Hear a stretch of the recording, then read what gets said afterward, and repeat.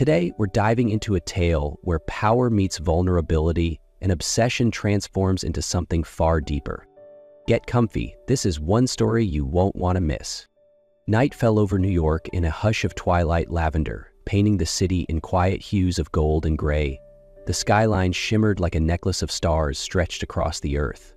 From the highest penthouse in Central Park West, the world outside seemed to dissolve behind panes of glass and an unsettling silence. There stood Elias Thornwall, alone, his silhouette calm and motionless behind the frost-touched windows, a crystal glass of whiskey catching the last amber flickers of daylight. His eyes swept over the city's movements, not out of wonder, but out of habit. The habit of a man who controlled everything, a man who had built a real estate empire worth billions. But the one thing Elias never owned was peace. They called him the Ice King, the man without a heart. Ruthless in negotiations, feared in boardrooms, respected yet avoided. But behind that cold precision were wounds too deep to speak of. Elias's childhood had been a house of silence, where lullabies only existed before his mother learned what betrayal tasted like. She used to sing, to smile, to love, until her heart hardened and her voice fell silent forever because of the man she trusted. He learned earlier than most. Love was a blade with two edges. He didn't need it. He didn't want it. He didn't believe in it. Instead, he began searching for a woman untouched by history. No heartbreaks, no ex-lovers, no ghosts of emotions past. Someone clean, someone he could fully possess. Someone Elias believed would never betray him. The charity gala unfolded inside a grand old museum at the heart of Manhattan, where golden light spilled from chandeliers like melted dreams. The guests were the city's elite, magnates, politicians, fashion icons, and those who thrived in a world where everything was traded for power or beauty. Elias Thornwell entered the room like a winter storm. His tailored black suit hugged his frame with brutal precision, the satin lapels catching light as he moved with quiet authority. No one dared approach, and those who glanced his way only whispered his name with caution. He hadn't planned to attend, but his trusted advisor insisted. This was a golden opportunity to solidify ties with international investors. Elias nodded because he never turned down a strategic advantage. And then he saw her. Standing beside a marble column, surrounded by noise but exuding a silent grace, was Celeste Hart. She had skin like porcelain, luminous under the chandelier's golden haze. Her long hair was braided and swept gently over one shoulder. Her eyes, wide, bright, and slightly unsure, held a quiet gravity. She wore a deep emerald green dress that hugged her petite frame modestly, yet elegantly. She didn't belong here. That much was clear. She wasn't posing for attention, wasn't chasing the gazes of powerful men. She just stood there, hesitating, her wide almond eyes full of softness and something Elias hadn't seen in years: goodness. He didn't understand why his chest tightened. A man like him never noticed someone this way. But step by step, as though pulled by something primal, Elias found himself breaking his first rule, letting instinct lead instead of logic.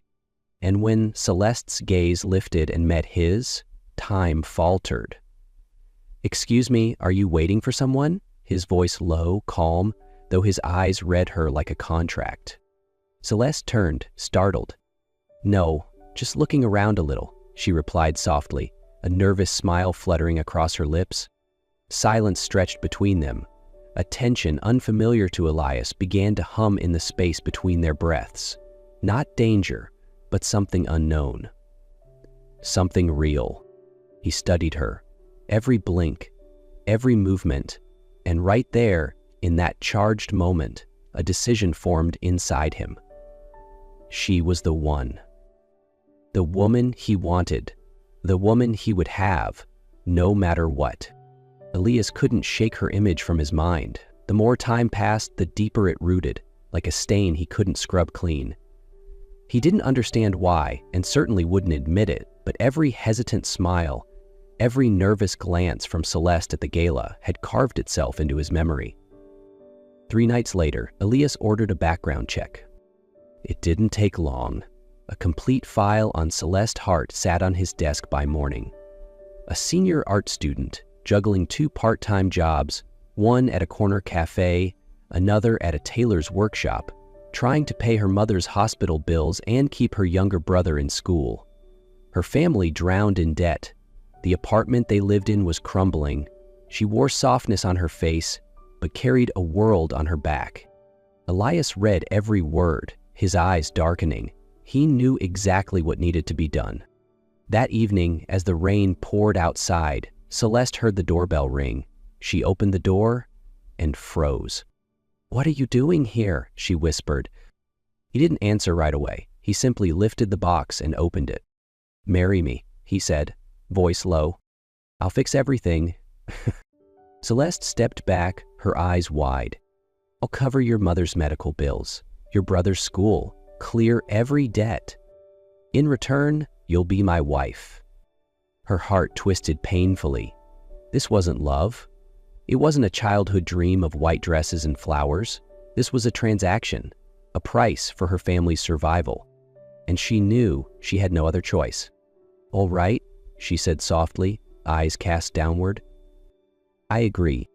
Elise gave a small nod, no smile. He slipped the ring onto her finger, her cold, trembling hand. And just like that, their marriage began. No love, no blessing, only coldness and quiet fear. They were married less than 24 hours later. The ceremony took place in an old cathedral on the Upper East Side, grand and cold, like a forgotten palace. Crystal chandeliers blazed above, candles flickering like dreams, her white gown trailing over marble floors. But neither of them smiled. Celeste stood at the start of the aisle, wearing a pure white lace gown, tailored to perfection, like a sculpture carved from silk. But her face was etched with quiet dread. Under the soft veil, her porcelain skin glowed in the light, but her eyes were heavy, as if she already knew there would be no turning back. At the end of the aisle stood Ilias Thornwall, tall, composed, like a statue made of stone. Black suit, crisp tie, unreadable eyes staring straight at her. No nod, no warmth, only complete possession. As Celeste walked toward him, Elias took her hand, cold, firm, unwavering. The vows echoed through the vaulted ceiling. She repeated them in a whisper. Elias spoke his part like he was signing a contract. No one cried, no one cheered. But when the minister declared them husband and wife, Elias leaned in and kissed her, not gently, not lovingly, but like a brand burned onto her lips, a declaration, "She's mine." After the wedding, a black limousine carried them back to the penthouse. Celeste entered the honeymoon suite with her heart racing, afraid, confused, but something else stirred beneath it all, unnamed and wild. Elias followed.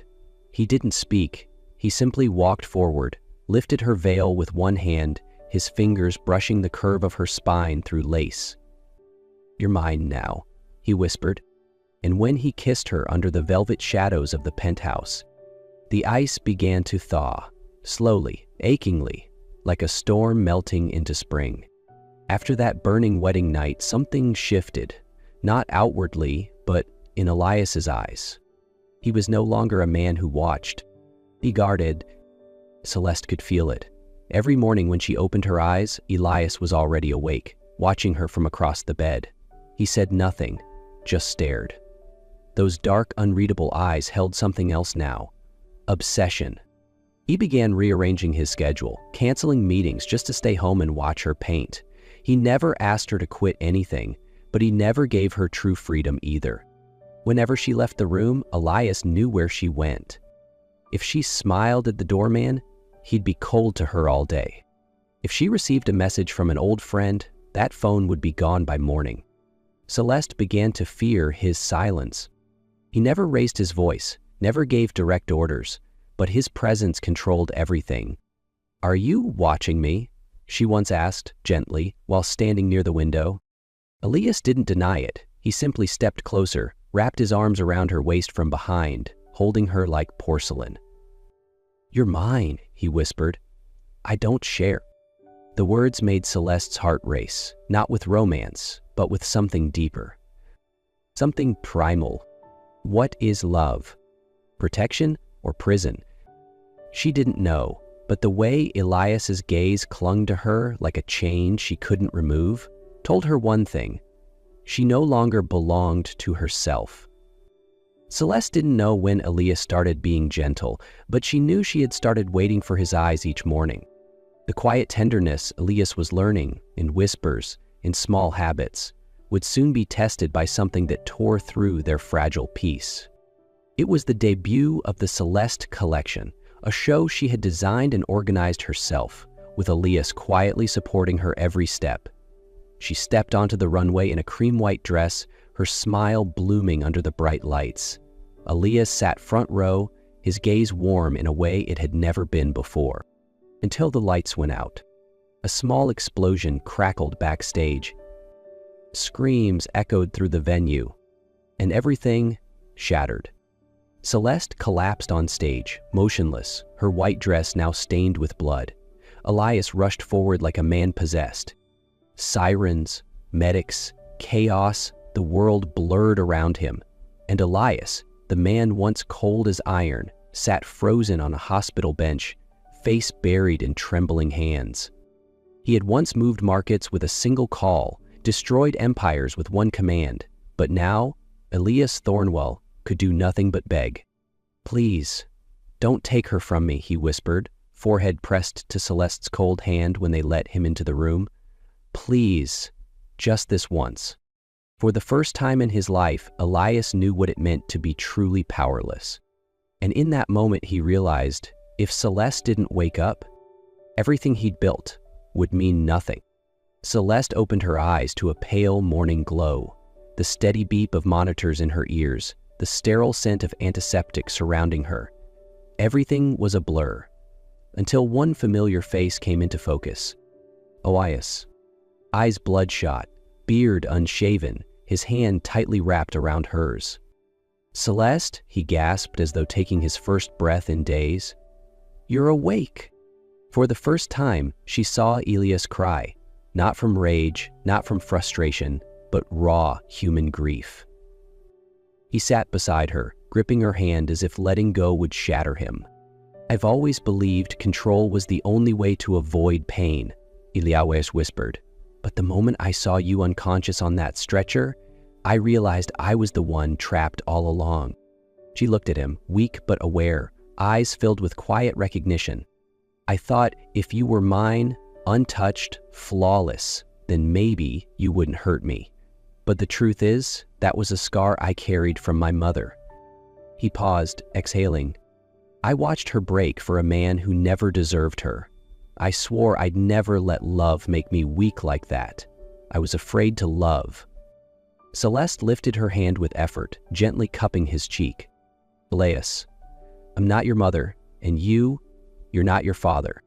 Tears welled again in Elias's eyes. He kissed her fingers, then sank to one knee beside her hospital bed, pulling a small box from his wrinkled shirt.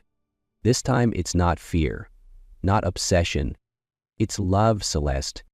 And I want you to choose me freely with your heart." Celeste smiled, tears slipping onto the white pillow. "I choose you, Elias. This time with all of my heart." After the day Celeste woke up, Elias's world changed too, not through force or fear, but with gentle, grateful love. This time, there was no extravagant wedding. No hundreds of guests, no glittering gown, no fireworks, just a quiet beach at dusk. Celeste in a simple white dress, her hair loose in the sea breeze. Elias in a white shirt, holding her hand as they walked toward the sunset. And this time, Celeste's smile didn't hide anything. It was real. The days that followed were no longer grand, but every one of them felt true. Elias began learning to cook seriously. He mixed pancake batter with the same hands that once signed billion-dollar deals. Celeste painted for hours in her studio and sometimes turned around to find Elias dozing off on the chair, one of her sketches still in his hands. They learned to love through the simplest things: holding hands in a grocery store, reading silently during rainy afternoons, watching the sunrise together when they couldn't sleep. Celeste now shone brightly in her own world, a rising designer with bold vision. She appeared in magazines, accepted awards on stage, while Elias stood just behind the curtain, his eyes lit with pride. He didn't need the spotlight. He only needed to be the man who stood quietly behind her. One evening, as they watched the sunset from the rooftop, Celeste turned to him, her fingers slipping between his. "Are you still afraid?" Elias smiled, gently squeezing her hand. "No," he whispered, "because I don't have to hold on to you anymore." You chose to stay. Life, after that quiet wedding, moved gently. No storms, no grand turns, just the kind of days that whisper softly and matter deeply. One morning, beneath a sky clear as glass, Celeste sat at the kitchen table, wrapped in the scent of toast and the hush of a morning radio. She placed her hand on her belly, her eyes shimmering. When Elias walked in, coffee in hand, she looked up, lips trembling. "Elias, I have some news." He didn't respond right away, just stood there for a beat, as if his heart was unfolding a brand new chapter. Then he set the cup down, stepped forward, and wrapped her in his arms. Gently, reverently. From that moment on, Elias was no longer the man who stood behind. He stood beside her not as a protector, but as a true partner. He built the crib himself, kept track of every appointment. Every night, he lay with his ear pressed to her belly, listening to the life growing inside. Celeste would laugh, brushing back his hair, and say, "You talk to our baby like you're negotiating a merger." Elias would only smile, but his eyes held an entire universe. The day Celeste gave birth, a gentle blanket of snow covered the windows of the hospital. Elias sat beside her, never letting go of her hand through hours of pain and waiting. And then, when a clear, perfect cry filled the air, everything else ceased to matter. Their daughter, little Rosalie, was placed in Elias's arms. She was tiny, with jet black eyes and hair soft as silk. And in that moment, Elias felt something he once believed he could never feel: pure, unfiltered joy. Celeste smiled weakly from the bed, her damp hair clinging to her forehead. Elias leaned down, kissed her gently, and whispered, "Thank you for giving me a whole universe." 3 days later, they came home. Their house wasn't grand, but it was warm, every corner carrying the memory of love. Celeste lay curled on the sofa, Rosalie asleep in her arms. Elias brought her a warm cup of tea, placed it on the table, and sat beside them, resting a quiet hand on Celeste's back. Outside, the sun was setting. Golden light streamed through the window, painting her skin in soft hues, casting halos on their daughter's sleeping face. He didn't speak, he didn't need to. He just watched the two souls who had made his heart whole. Once, Elias thought love was a myth, something only dreamers dared to chase. But now, as Celeste leaned against him and their daughter breathed quietly in her mother's arms, Elias knew. Love didn't have to be a vow shouted in a cathedral. It could simply be the woman he loved sitting beside him, and a child sleeping softly in her embrace. That was enough.